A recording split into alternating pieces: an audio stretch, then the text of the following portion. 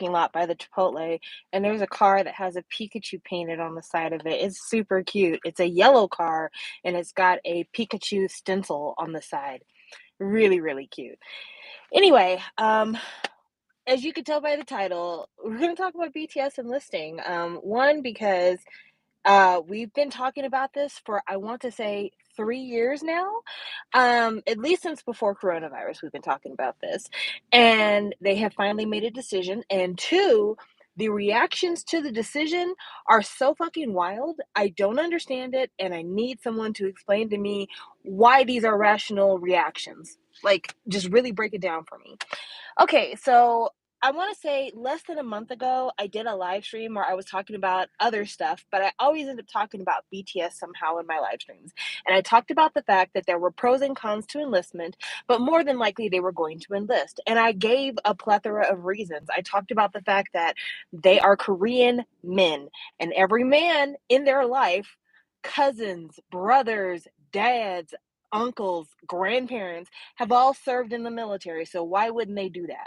I talked about the fact that they are now considered ambassadors for Korea. So, as part of being a symbol of the national identity, of course, they're going to be expected to play their role and do the thing that men have been called to do in South Korea since for a really long time. And so I figured this is what was going to happen, but it was finally announced yesterday that they are absolutely going to enlist. Jin will be the first. He's going to have a solo album out in a month, and then he is headed to the military, which explains why everybody in the group now has long hair. Because I was like, huh, how interesting that all of them have long hair right now. And I was like, yeah, because they're all like growing out their hair before they have to shave it off. And if it seems like I'm laughing or making light of the fact they're going into enlistment, it's not because I am joyful that they have to spend time away from the public eye. They probably need it, but I'm not joyful about it. It's more about the fact that this was such an inevitability that it is laughable that we debated it for so long. So it's like, yeah, of course they're going to do this.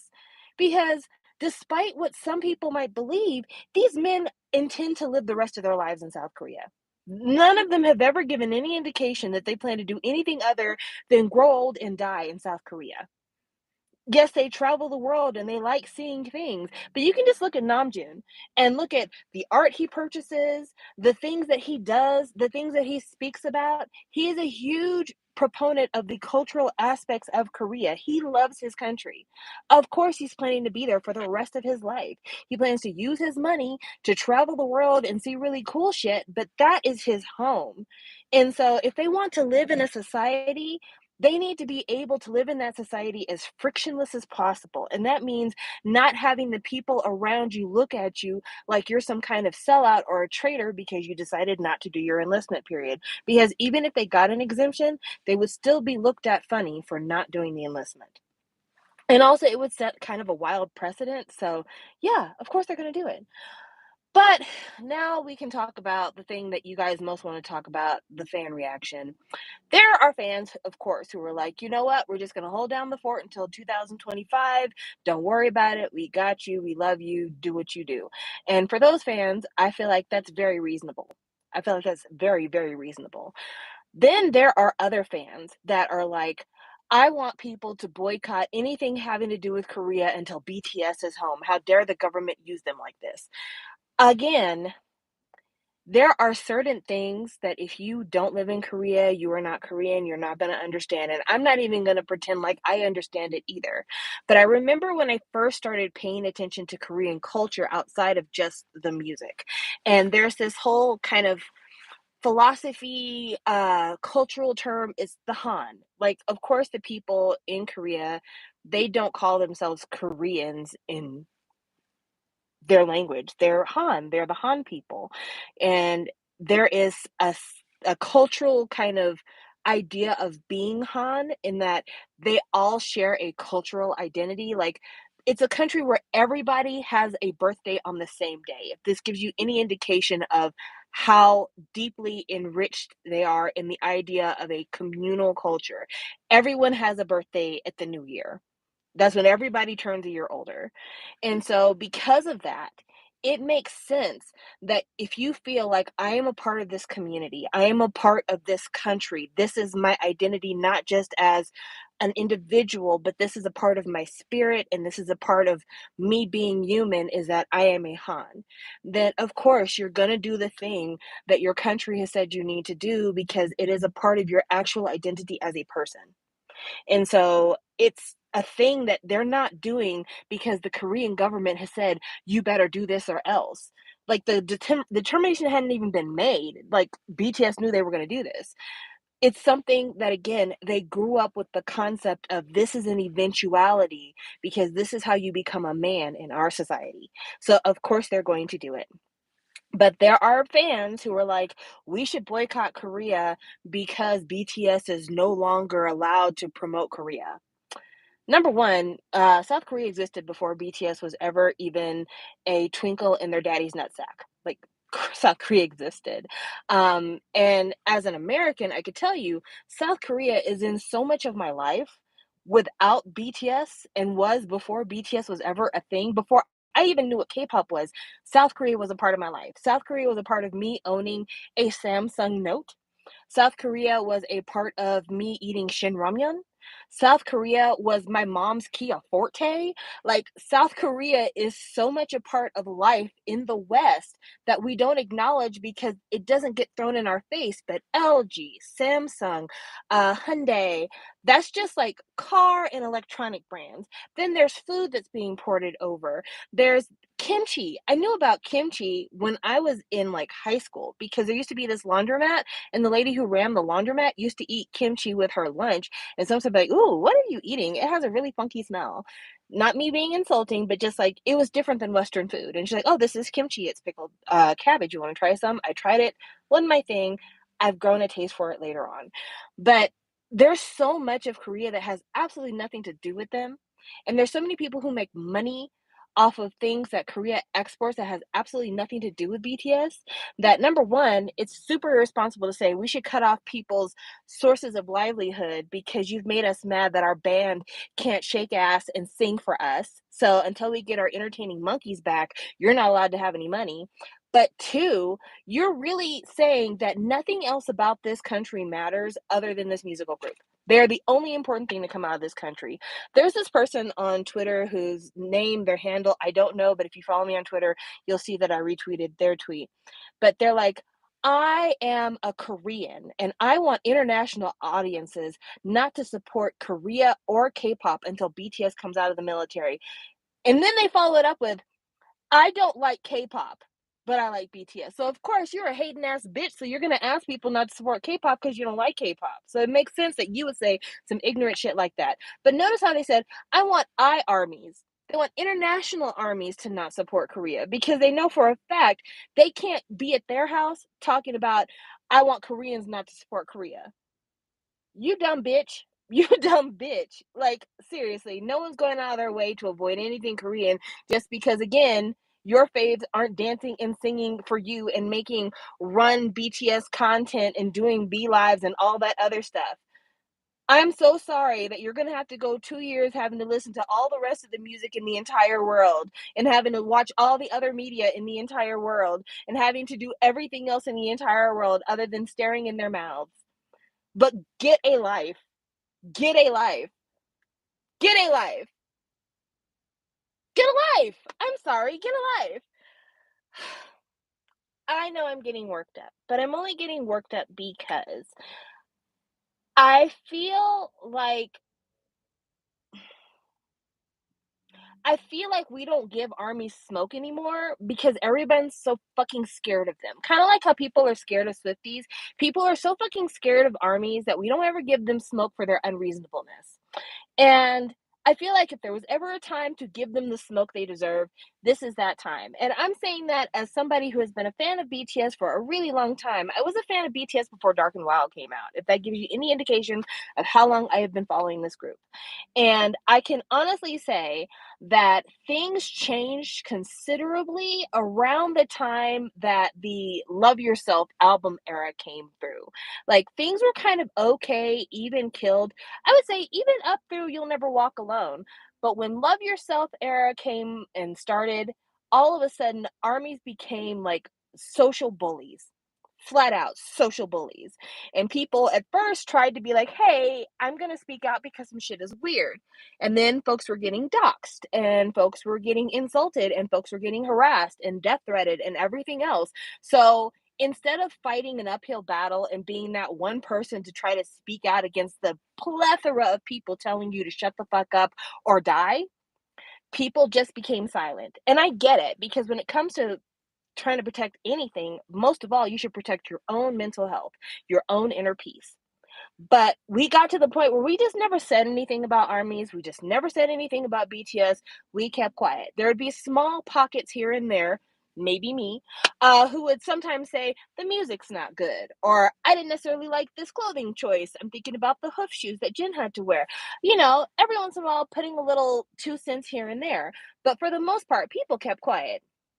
But this is something where the level of outrage and unreasonableness that they are displaying right now is so far out that it's not just them being loud and wrong. It's them also being insulting and in many ways kind of xenophobic, because you, as an international army, have no clue why it is that these men would do the things that they do, because you're coming at it from what benefits you. You're thinking to yourself that they like me. That's why they make music for me. They would be sad if they couldn't entertain me anymore. They would be sad if they couldn't give me the things that I want.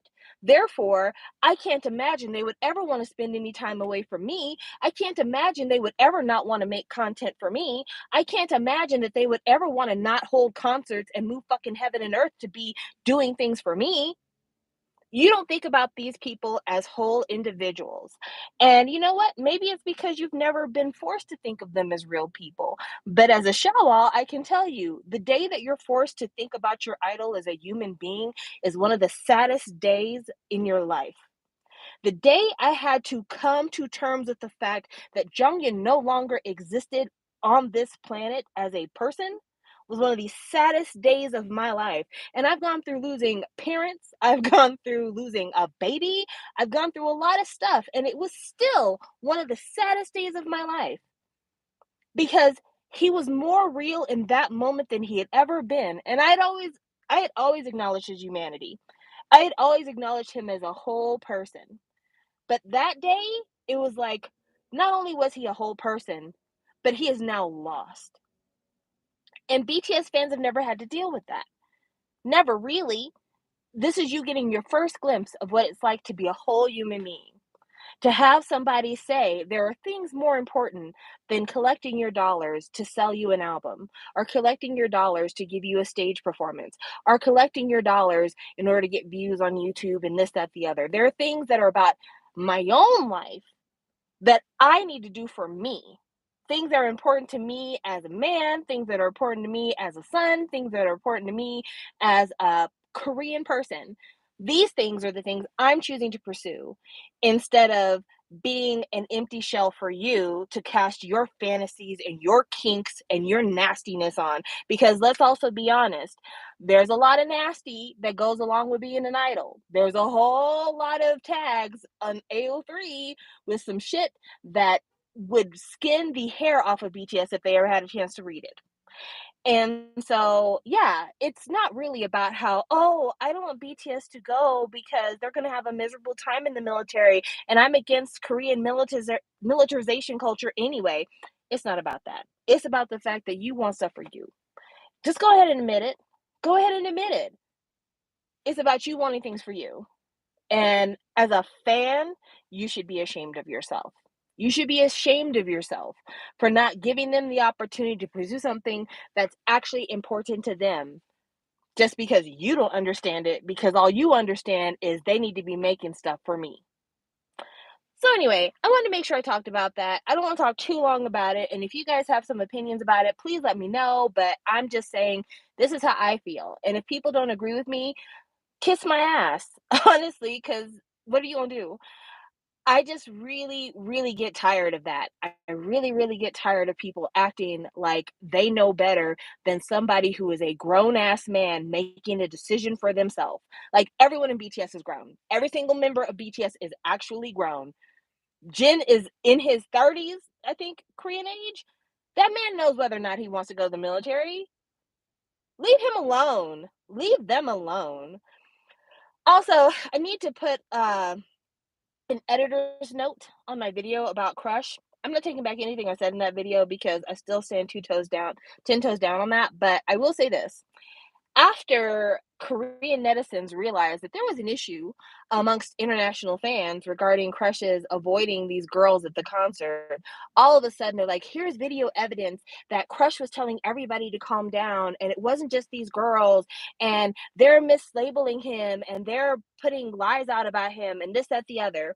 Then there was a gentleman named Devin who claims to be a personal friend of Crush. I don't know because I don't know Devin like that. I'm just gonna take him at his word. He provided a picture of the two of them eating dinner together, so it is what it is. And he's like, "This is proof that Crush is not racist because he's friends with me." Number one, let us not forget the tiara scandal where netizens came up with proof that a woman was getting bullied by the remainder of tiara. That was then debunked later on by people who knew what the fuck was happening. So when netizens provide me evidence that something is going on, I really have to take it kind of with a grain of salt. But be that as it may, in the moment where he skipped those girls' hands, it wasn't like he had been telling everybody, calm down, and wasn't touching hands. If you look back at the video, he was slapping hands and then said to calm down and then started slapping hands right after that, like immediately. So if that's the case, then why wouldn't he have just been like, calm down, and then slap those girls' hands right then? That doesn't change the video that shows him avoiding them. Now, when it comes to the girls who made the allegations, apparently they've got some pretty sketchy online history, which, you know what? Even a broken clock is right twice a day. I hate the fact that they're not unimpeachable, but most humans are not unimpeachable. But the fact remains, if you look at it, slap, slap, slap, hold up, slap, slap, slap. That's the way it went. So saying that he went over the rest of the crowd and was telling people to calm down too, what's that got to do with what happened right then and there? So I don't feel no ways about it. Number two, Devin, you are probably a really nice guy and you'll probably never see this video. But I'm going to tell you something as an older black person to a younger black person. Don't ever be that person talking about, I'm proof that someone's not racist because I'm their black friend. Seriously, don't be that person. Don't be that person. And I say that with all the love in the world, like I said, as an older black woman to a younger black man. So many times in my life when I was younger, I was literally like the Disney Channel token black girlfriend. I went to schools in places where it was predominantly something other than black. And in my friend groups, I was the only black friend. And that made me proof that they aren't racist because I'm their black friend. Until, and I'll never forget this because it happened when I was in high school. I was hanging out with my group of white slash Latinx friends because I lived in a primarily Latin community. And I got in an argument with a white girl in my friend group.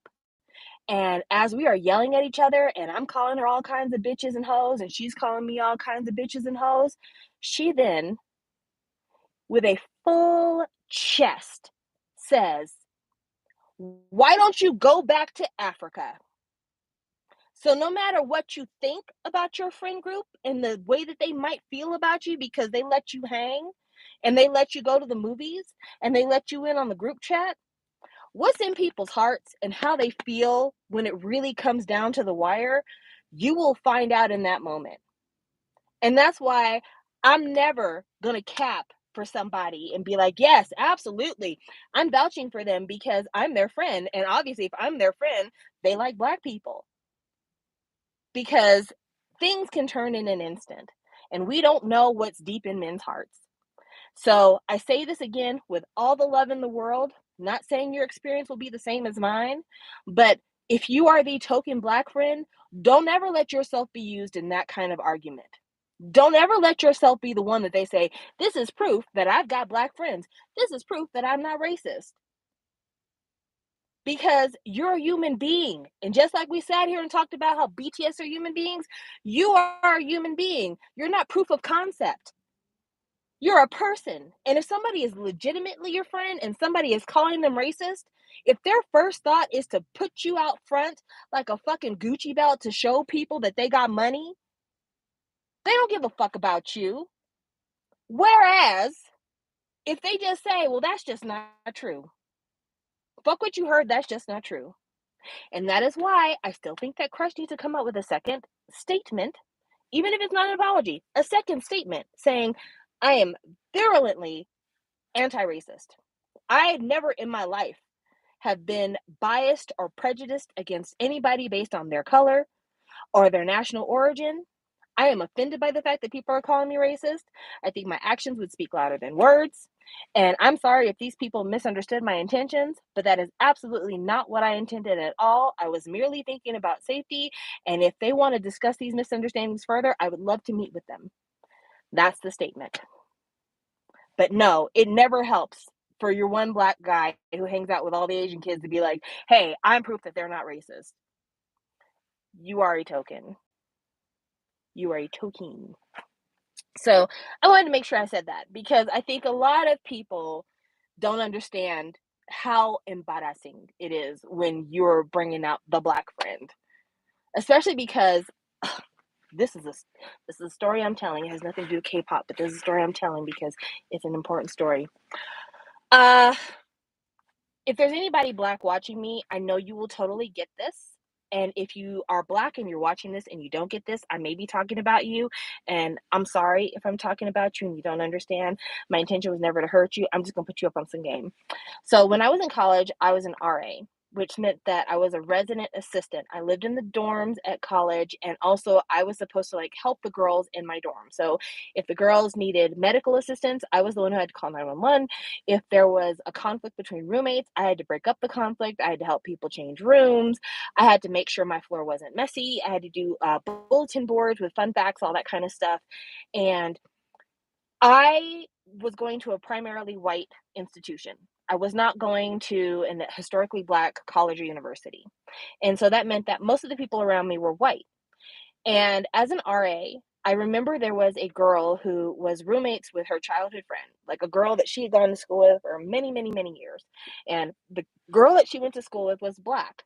And the girl I'm speaking of, who like the other friend, she's white. Anyway, the white girl and her boyfriend, who was her high school sweetheart, also came to college that semester, and they got into it.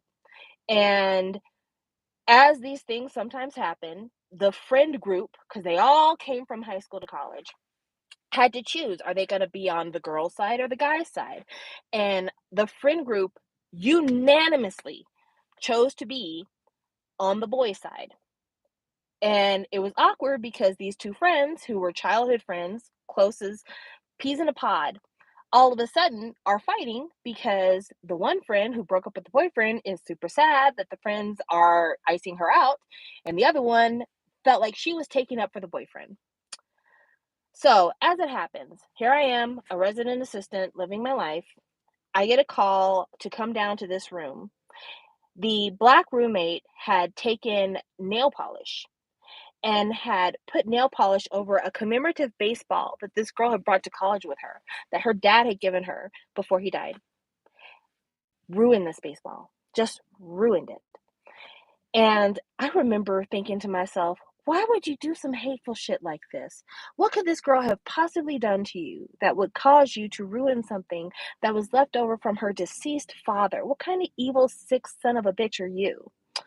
So, of course, I have to then sit there and stand guard as the girl who had her baseball ruined has to pack up all of her stuff and leave. Because a secret you might not know, when you get into conflict with people at the dorms, in the stores, whatever else, whoever was wrong gets to stay put, and the person who was wronged always has to leave. Don't know why it's like that. That's just the way it is here in America. So after that, I, of course, had really negative feelings about the black girl. I remember thinking, you whore, like, why would you do some shit like that? And so, being petty, I was in college, so excuse me for being petty. I'm still petty, but I was pettier then than I am now. I used to make fun of her hair because as a black woman, hair is very important. And as a black girl who mostly hung out with white people and was really tightly ingrained in this white friendship group, she didn't have anybody around her to tell her, hey, black girl, something's going on with your hair. So I remember this. And at the time, I was like, okay, I'm going to make fun of her about her hair. That girl told me something that I will never forget. And it lived with me to this very day. She told me, You can make fun of my hair if you want to, but my friends have nothing wrong with it. And so I'm sorry if I'm not ghetto fabulous like you want me to be.